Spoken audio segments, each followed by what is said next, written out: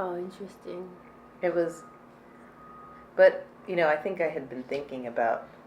It gets into your brain now. Yeah, like I'd been thinking about watercolor. I know, and then it popped up. Somehow it knows. It's registering.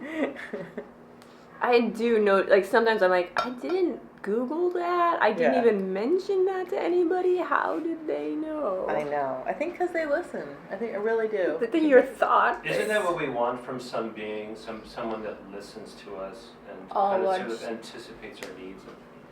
All watched over by machines of loving. No, I just mean like sort of a service, Like, oh, you need some kind of hormone therapy, or like, you're having trouble with your hormone. In the very deepest recesses, I heard like that. It's deep, yeah. Phones know like when you're pregnant before your family does. No. They do because you start searching for stuff. Whoa. That you'd only search for if you're pregnant. How to leave my husband and go with my... Like, what do you do when you don't have your period and your boobs are getting really big and you're crying all the time and you feel like you're going to throw up?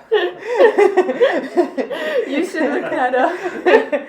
Just to fuck with them. Yeah. I guess I'll just draw. I'm going to draw a cat mermaid. Because I always wanted to draw a cat mermaid. It's weird because, like, those things are... I think it's going to be a cowboy. Okay, it's a cowboy skeleton. He decided to make a journey out into the sea. And he died before he even got in the water. I don't understand. He was a sailor of the Wild West. I should probably have a reference because I don't know what a boat looks like, but that's okay. Yeah, this is... we just think we know what things look like, but we have no idea. Yeah. Okay, yeah. I'm drawing Leonardo DiCaprio and Kate Winslet on good. On here. And they're at the top of the world. First time in 8th grade, I went to like a Laurie Anderson concert. Whoa. And for Strange Angels, and I got a t-shirt of hers, and I feel like she's like the Bugs Bunny of performance artists for me, because she'll talk about like Thomas Pynchon or Annie Dillard or other people that I like look up later on, and it always... So she's expanded your horizon. Yes, and like even like she did a retelling of Adam and Eve on Mr. Heartbreak, and she also had like William Burroughs on that album, and it was really good. Like she talked about, I don't know, she always has some kind of feminism going on, and she has expanded my horizons in many ways. This is a dolphin. Interesting. That's great.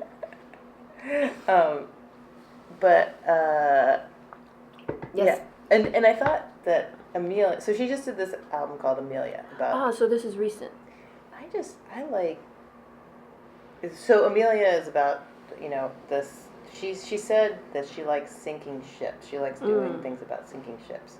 And, because I think she has kind of a idea that, I don't know, I think she likes to think about death and the apocalypse and stuff like that a lot. No, maybe not the apocalypse, but like, and that always, is kind of comforting to me because I think she like confronts it directly. Yes.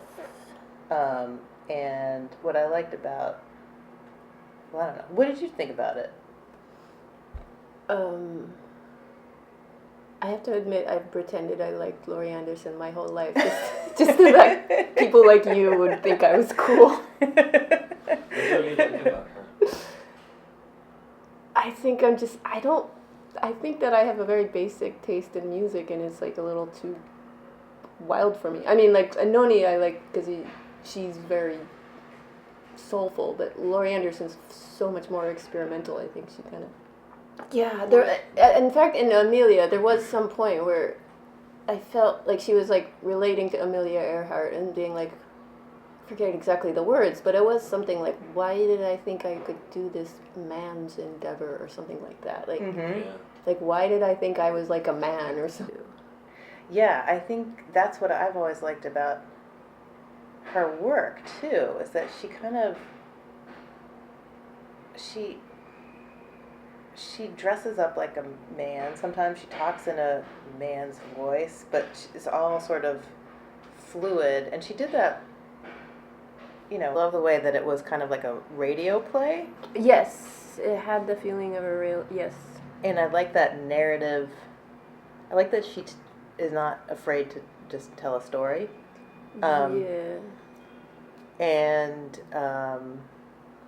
but then also I love the soundscapes, like the fact that there's like, it sounds like a big whale sometimes. Yeah. And then the plane's lifting up. And I feel like that's like an entryway when you're making your own art.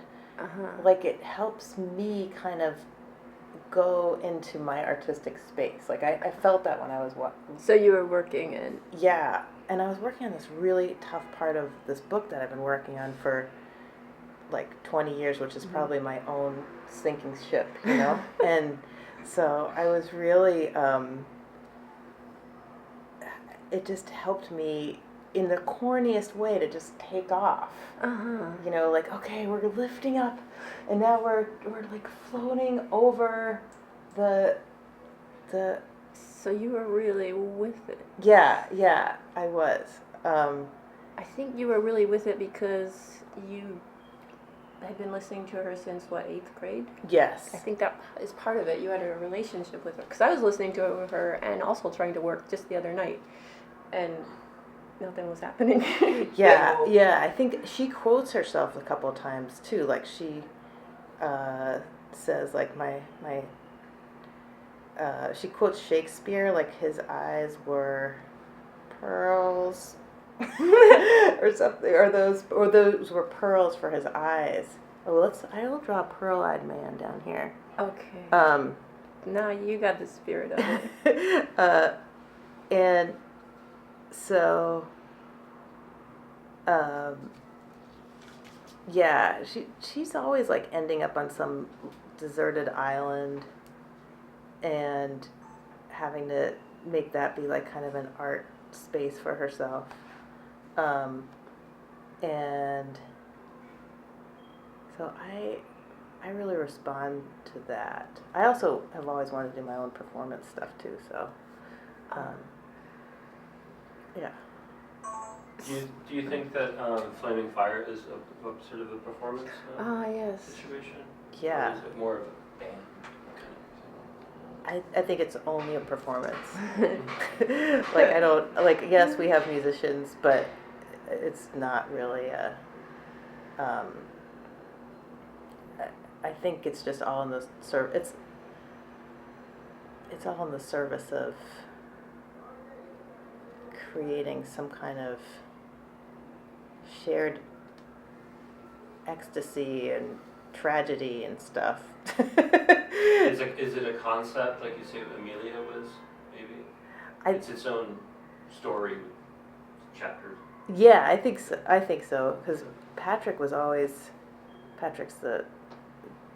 he's taking a lot from Christianity and fire and brimstone and that kind of thing. I remember seeing an Onion article, sending it to somebody, and said, like a bass player unaware that he's in a Christian rock band. No, that was actually me for real on WFMU, playing on FMU when Patrick was like, "Yeah, this is a Christian rock band." Oh yeah. And I was like, what? Like I had I've always kind of looked for a religion that I could feel, and I felt like I had some of those experiences in Flaming Fire on stage with that. I feel like I was looking for some sort of religious belief, and then I don't know, there was some sort of spiritual connection, but it was a weird one because I felt like I would sing out to the audience, and then like all of the sexual energy from the stage would just fly up into my vagina and then come right out of my mouth.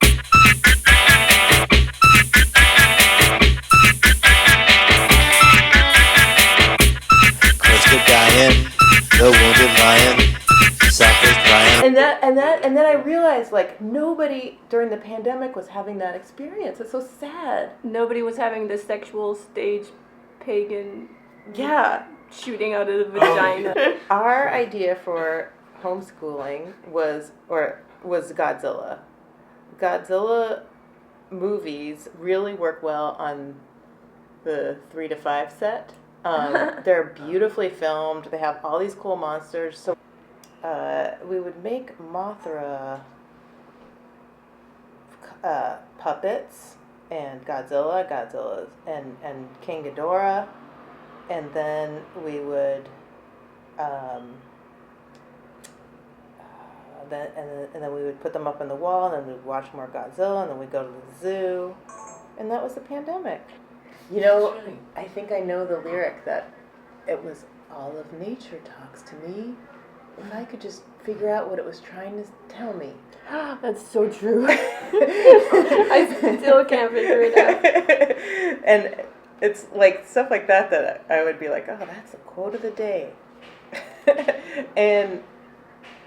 And also, okay, I also have bad taste in music, and I think it was freshman year of high school when she came out with Strange Angels, which was her big pop album, and it's just so over the top. Like, Bobby McFerrin sings in it, and it's just,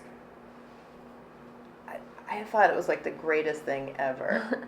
You like that album that people did not like? Yeah. Oh, I mean, I think without the internet, there was no, it wasn't, I was like, this could like pay all my bills. One comic a month, like one-page comic about some, I was like, oh, maybe it's like the girl from Clueless has like her own comic and she's just funny because she's clueless. And then I was like, I don't know, I can't really figure this out.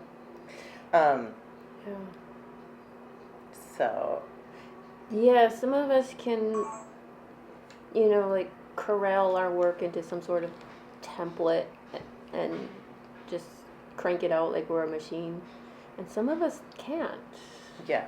And those of us that can't, like the ones that can, they're like, why don't you just do a TV show? Like, it's easy, just do the thing. And we're like, we try. I just always feel like I'm led by wanting to do things with like that feel meaningful in some way. Yeah. Otherwise, you just burn out. Right. And it loses the magic. Yeah, like if I could do something, really do it. What is meaningful to you? I don't know. Like share some love of humanity in all of its like confusion. I really like doing the work with the survivors of domestic violence, like teaching them art and then making art about them, and then I got to do some animation, so that's like a really cool way into, and then they got to make art, but I also don't like just doing messagey art either. Like telling actual people's stories is very interesting, and for a very long time I felt like I could only tell my own kind of, and so that was a little bit of a try to do other people's. That was the first time you did another person's story? Oh yeah, sorry. I had done stuff about my kids, and I realized it was sort of not a good idea. Yeah, well, it's always going to be through my eyes, like a kid can have can say, yeah, Mom, do a comic about when I got sick, but they're not actually going to consent in any real way. They're not an actual collaborator. Right. And so I didn't feel like I felt like that was pretty off limits. That's why I've focused on doing comics about like my own childhood, because that's sort of far away and everybody's said okay, and I've also kind of made fiction out of it as well. Does it seem more far away now than it used to be when you made those comics? I mean, I hate to say it, but I don't think people change that much. William Morrissey, didn't he change and he become a proto-fascist or something? But maybe he was that then too. I just didn't realize it, you know? But he sang so beautifully. Yes, it's very incongruous how so poetic. He totally touched a nerve. So crooning gets girls? Yeah, it turns out it does. Yeah.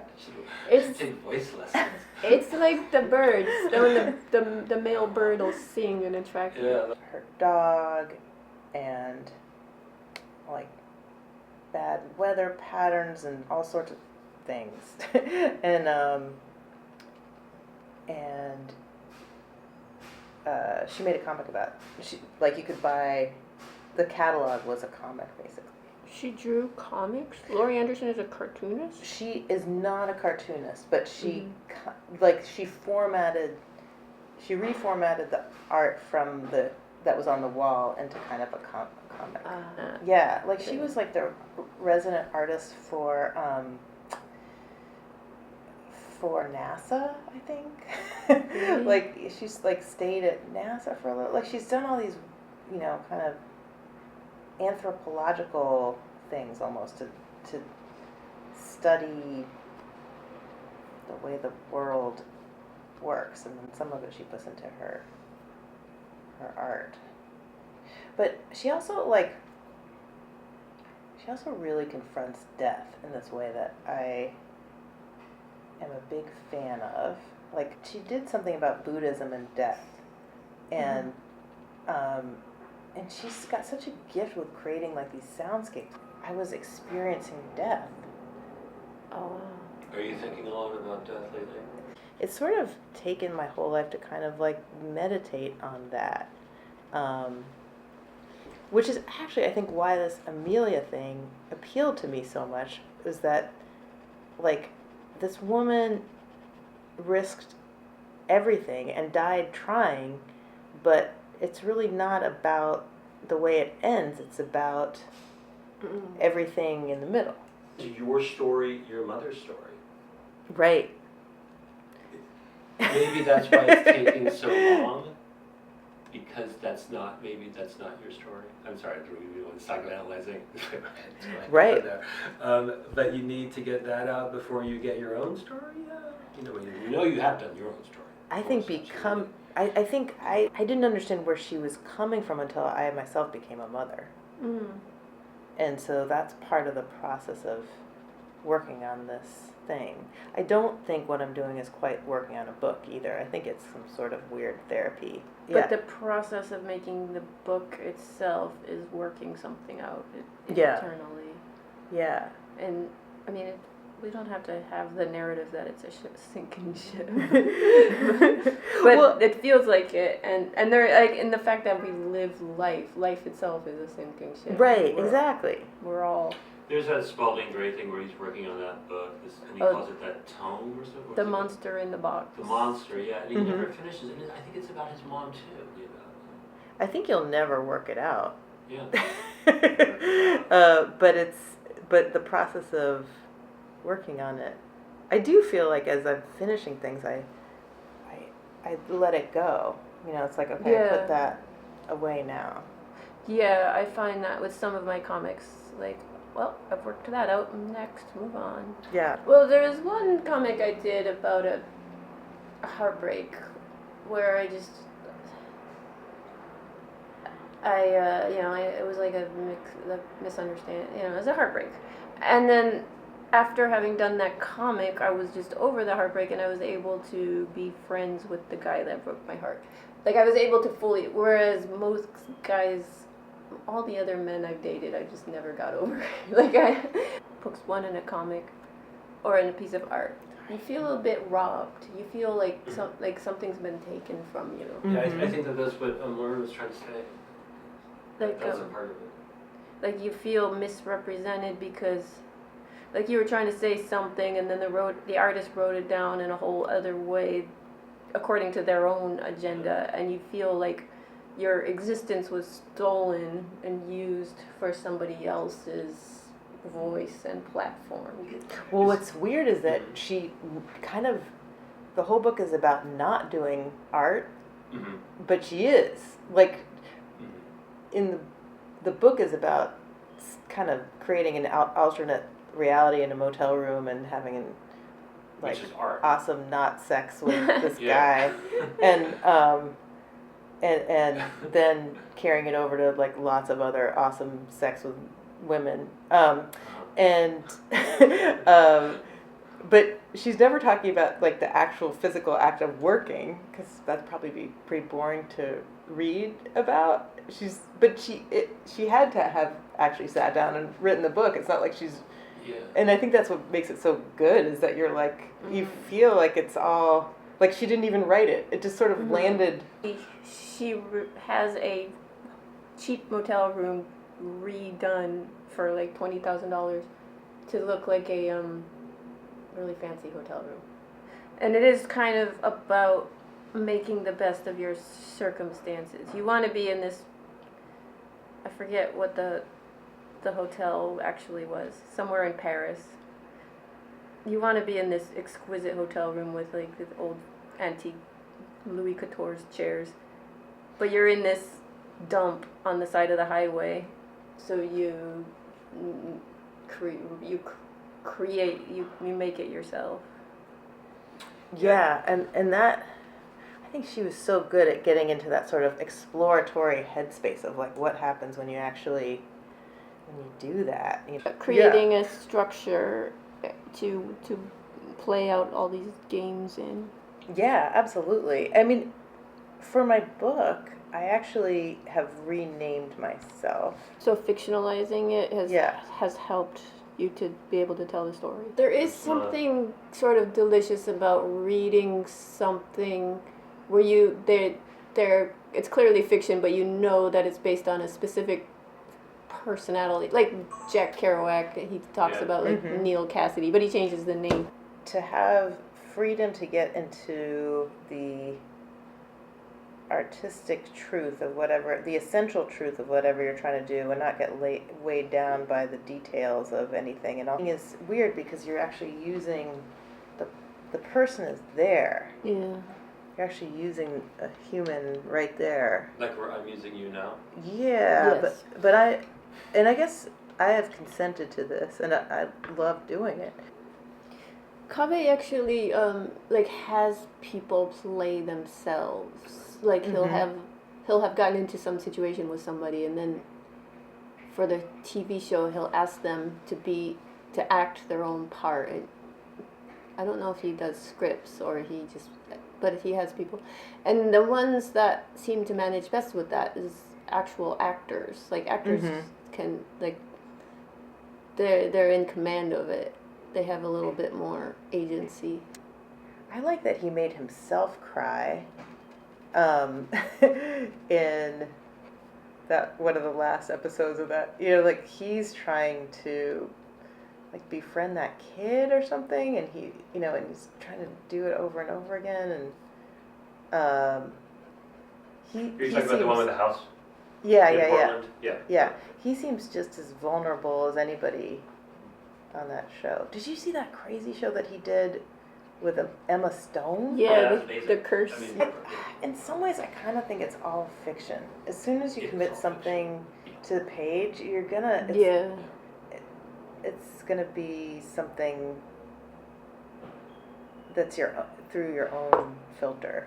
Now, Lauren, you've also done this sort of that Amazonian character who's like some kind of goddess that is in like the big picture book that you have. What's that called? Goddess of War. Goddess of War, right? Yeah. I remember running into you when you were in the middle of working on that. Oh yeah, it was like a dark time, I think. Yeah, you had a hard time. You were obviously suffering, and I could really understand the suffering of being like immersed in a difficult project and nothing to do but soldier on. And yet you just didn't want to. It was ripping you apart. Yeah. You were in that, and you made it through. Yeah. I interviewed these women that I've been working with for 4 years, and each one was like a 3-hour interview, and both women had been basically trafficked here. Oh. And I've known them for a very long time, and they just gave it up during these interviews. It was so intense. And then I worked with an animator and a sound editor for, cutting 90 minutes down to 90 seconds. What? And how do you create somebody's life in that, or do somebody's life justice, especially somebody who's like literally been through hell, and escaped, and also is trying to create their own life, and it was a really, really intense process. And I would listen to their voice and be drawing and animating to the sound of their voice, and really wondering, and we kind of made fake people based on them. We changed their voices, and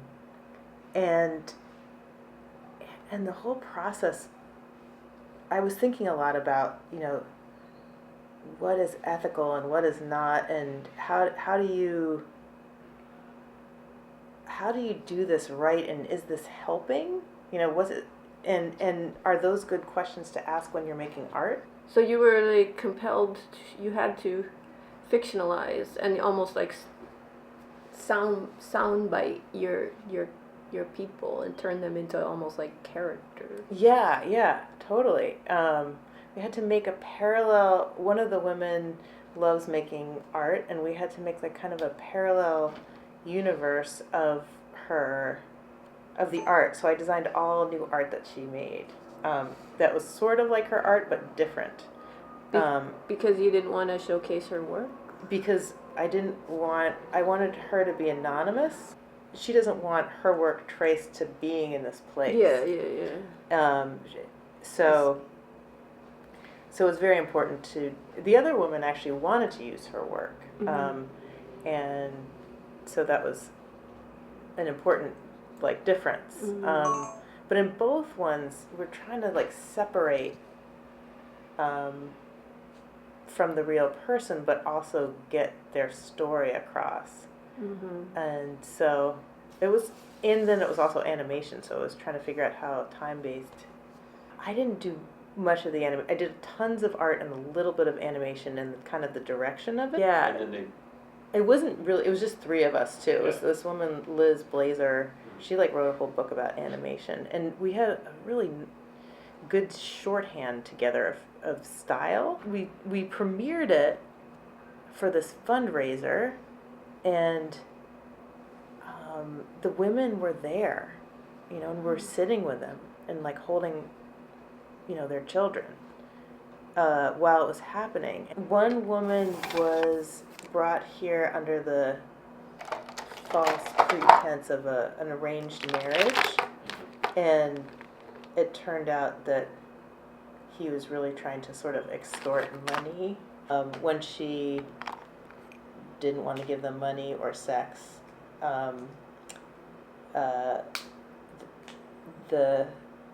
one of the family members made an attempt on her life. They tried to stab her, and so then she escaped, but then the police thought that she was lying, even though she had wounds.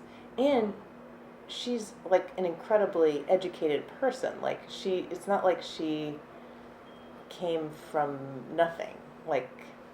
So that was another interesting thing about these videos, is like both women that we were talking to had just gone back to their home country, and about America, Mm-hmm.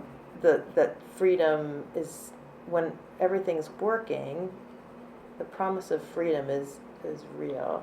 And yet there's like this, at the same time, a deep hatred for women. Yes. And not even believing when something, I mean, I've experienced that in the medical profession. Yeah. Like seeing doctors and being like, that hurts, and they're like, shut up, you're lying. Like that, that totally happens to like women. Absolutely. And like, brown-skinned women that don't have money even more. Like one of the women had her baby alone in the hospital when she came here. And nobody was listening to her, and she had a C-section, and in her country that that makes you cursed. So they come from different places and different lives, but they're still very relatable. Yeah. Oh, Yeah, I mean, I think one of the reasons why I was attracted to working with survivors of domestic violence was that their stories they're kind of like the canaries in the coal mine when all the systems go down.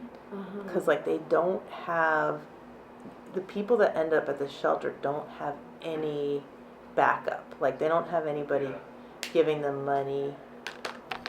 Yeah. And so you can see them trying to navigate like the court system and the education system, and none of it's working exactly, except sometimes it does. And there are these, and basically they get the golden ticket. Right. So too. yeah. So it's a kind of a lottery if it works, if they believe you. Yeah, I have to say, I think I learned about some of the darkest things I've ever learned about with these women, and I don't know. Like one of the women was sexually abused a lot, and I learned a lot about sexual abuse. And I was thinking, like, what would it be like to write a story about that? You know, just try on the darkest thing you could possibly do. In some ways, like to expunge it, or just because you're a writer and you're an artist and you can, and you know who did that really well, of course, is Alice Munro. Yeah.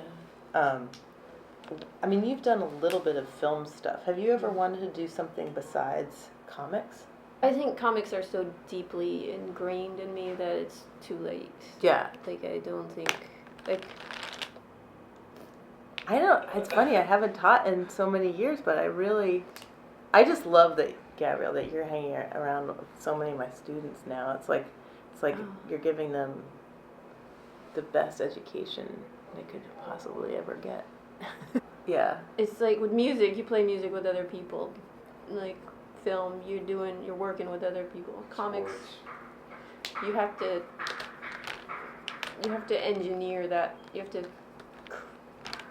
to sort of force that community around it because it doesn't happen naturally. Yeah. Right. Teaching forced me to be around other people, but then it would also take a lot of time because I'd be thinking about what they needed all the time, and I loved that. But it was a drain on your work. It was totally a drain on my work, and I love that I quit teaching. I love teaching. Like I think it's its own art. Like, but it's its own art. Like it's not. Yeah, I really loved.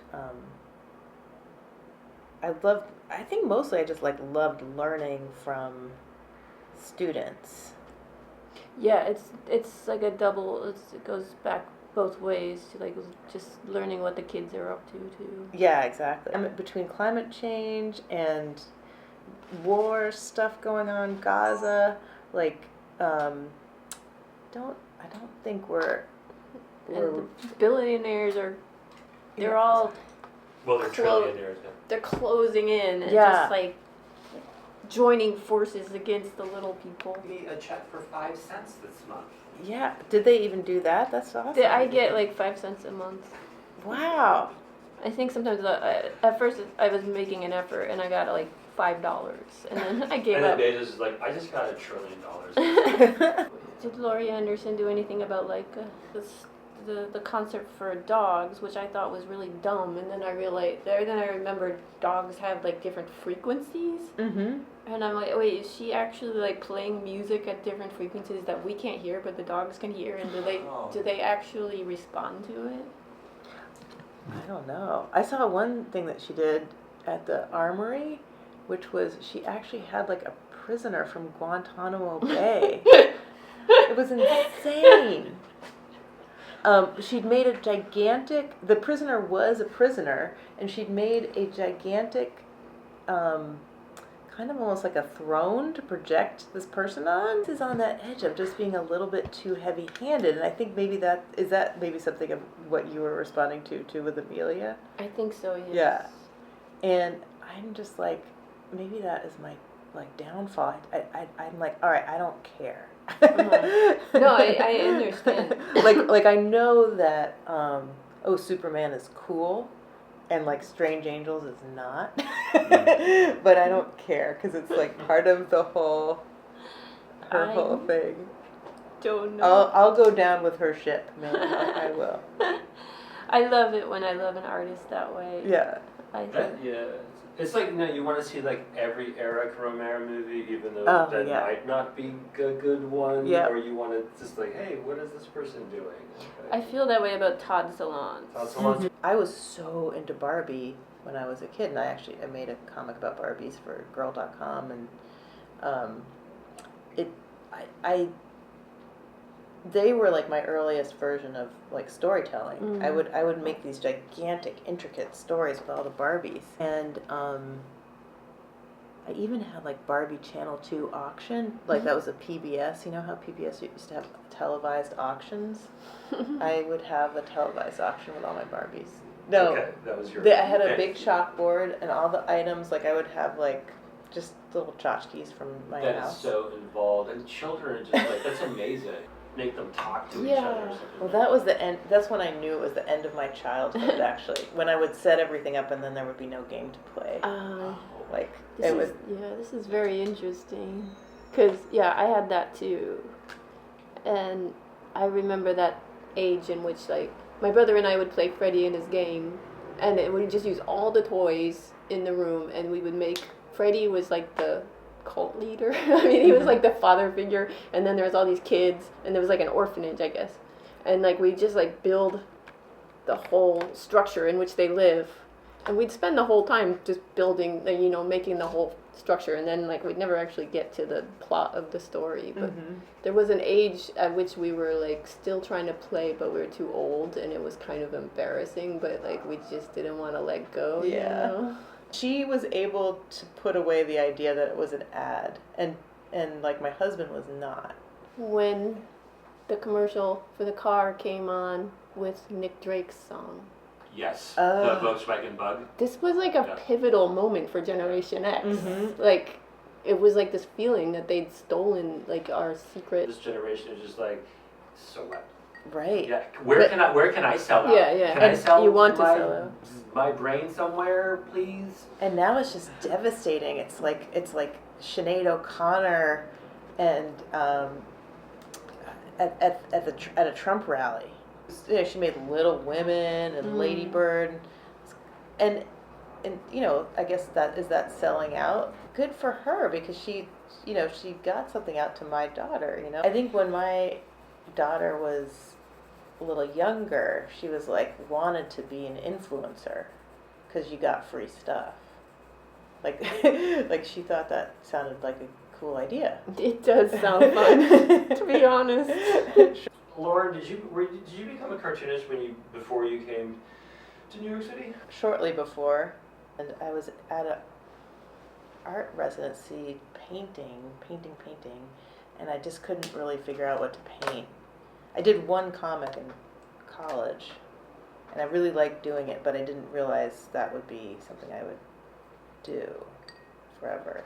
But it felt like the most natural Did you have combination of everything. Did you have the kind of prejudice that I did when you were young, where you're like, I'll do comics for a while until I do the real art? Yeah, I still have that. I actually feel like at some point I'm going to do what I really should be doing, which is painting. But I realized actually you could just bring it all into comics. Like, why not have like a painting in a comic, or why not, paint pages? Like, it's all just going to get printed. So you're a painter at heart. Yeah, I think so. But I like to tell stories instead of just have I could never figure out what to paint, and that's why I think I ended up making comics.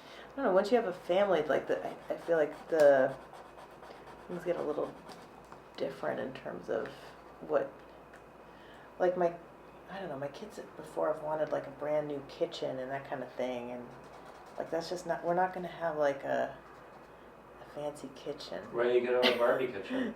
You have really small meals. Yeah, it's about class. I think it's about class. But I also think it's about other people's rooms might have more space to Like they may have a little layer where they can go around and talk privately about things and have their own TV in their room so they can watch stuff while they're talking. That just wouldn't really, I'm just home and that kind of thing. So I think the privation is probably good for her. Yeah. I feel like we live in such an affluent community that they have gotten such a skewed version of what life is supposed to be like. You know? I mean, I think there's definitely like there's the maple wood and the maple hood and the maple good, and we live in the maple hood. But it's kind of now more. It's getting gooder. Yeah, it's getting gooder. For so sure. when you bring her friends and her to the food pantry for your weekly pickup, she's like, "What is?" Pouring on the bed sheets. Oh yeah, I remember you made a comment about that. And I was like, Mom, you can't do that. That's wrong. And she's like, why not? I can draw on the bed sheet if I want to. They're my sheets. And that's like the one artistic expression she'd ever made in her life, and it stuck with me forever, even though at the time I was appalled. I think I remember reading that as a mother and being like, feeling that so hardcore. Just the exhaustion and the wanting to write down some kind of creative thing in a space where your kids are constantly around. And then I was like, I wonder if that's why Gabrielle never wanted to have kids, is that one moment. But I think that it's so cool for kids to see their moms be artists. Like, I just always wanted that. Like, just to see your mom do something. But I think, what they see is a lot of struggle. Like the other day, my daughter saw one of the pages, and she was like, is that what the whole book is going to look like, Mom? And I started to cry. Oh, no. So I felt bad about taking her into my melodrama, too.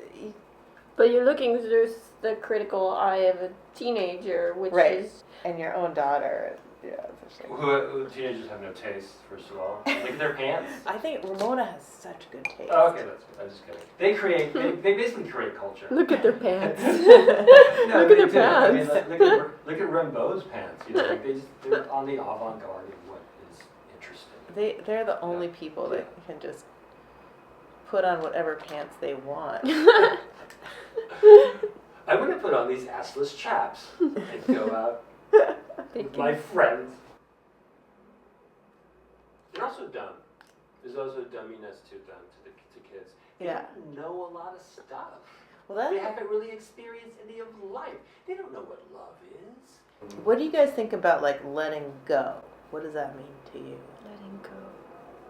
I have a hard time letting go. I just want to carry it with me everywhere. Are you talking about for a piece of artwork, or just some trauma or something, or some slight that happened? Like, I don't know, as you get older, like, you look different. You're letting go of whatever you thought you were supposed to look like. Which is hard. Yes, it is. But it's also so like... existential. Yeah.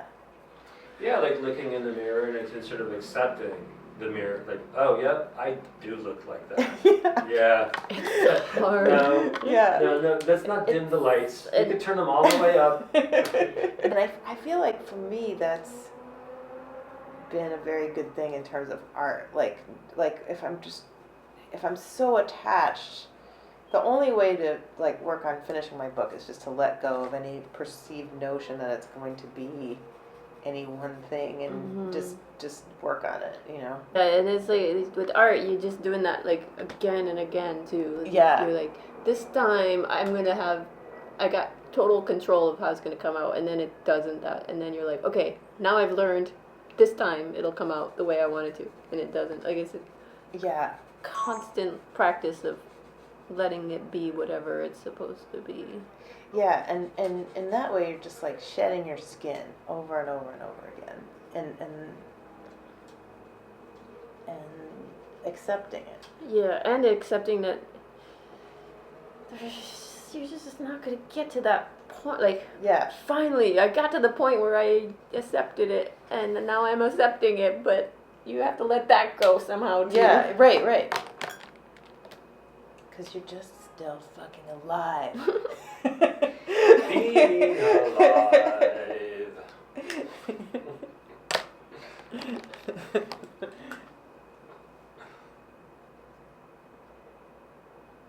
What? Oh wait, there was a quote in Laura Anderson's thing. What was it? Where's the yes, tell us the quote. Oh wait, here it is. No, it's in here. It was from Allen Ginsberg. It was in Amelia? Yeah. Why are your libraries full of tears? That's it? Yeah. It's so true.